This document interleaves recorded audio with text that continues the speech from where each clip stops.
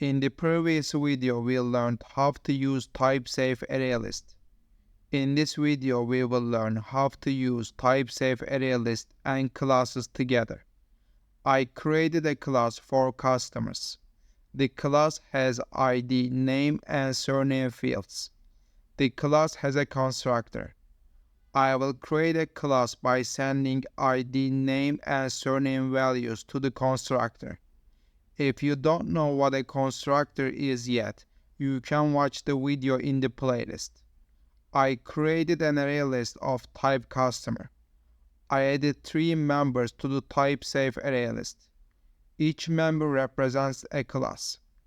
Thanks to the constructor, I was able to define members using the new keyword in this way. I printed all the fields of the first member to the console.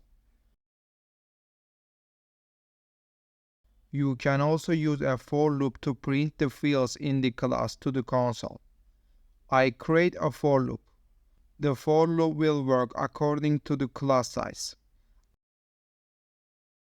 I can access the member of the array list using the get method. I will print the ID, name, and surname information of the members to the console. In this video, we learned how to use type-safe ArrayList with the class object. I recommend you to watch other Java tutorials.